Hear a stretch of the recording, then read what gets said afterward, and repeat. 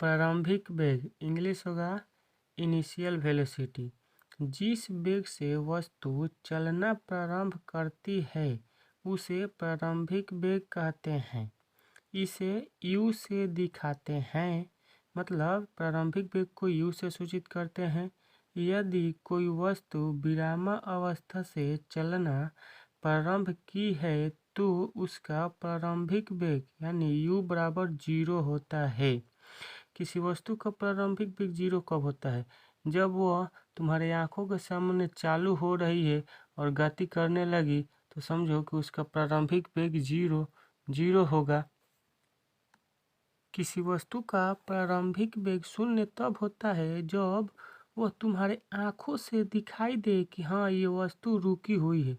नहीं तो मान लो कि कोई बस या ट्रक जा रही है रोड पर, मान लो कि 50 के स्पीड से जा रही हो, तुम उसे 50 के स्पीड में देख रहे हो तो उसका प्रारंभिक वेग 0 नहीं मारना, क्योंकि तुम उसे कितने स्पीड में देखे थे।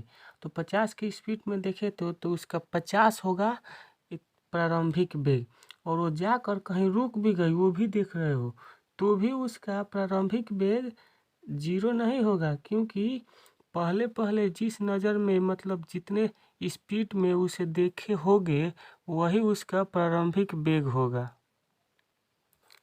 अंतिम वेग इसका इंग्लिश होगा फाइनल वेलोसिटी। यदि किसी वस्तु के गति प्रारंभ होने के बाद की स्थिति को दर्शाता है। यदि कोई वस्तु रुक गई है तो उसका अंतिम वेग v बराबर 0। मतलब देखिए अंतिम वेग 0 कब होता है? तो जब कोई वस्तु तुम्हारे नज़रों के सामने आकर रुक गई तो उसे समझो कि उसका अंतिम वेग 0 हो गया। अगर नज़रों के सामने नहीं रुकी है तो अंतिम वेग तो 0 नहीं ना होगा। तो प्रारंभिक वेग उसको मान लेना जितना स्पीड से तुम्हारे नज़रों के सामने आ रही है। अगर नज़रों के सामने आ रही है और नज़र के सामने ही अगर रुक गई वो वस्तु, समझ लेना कि इनका अंतिम वेग 0 हो गया।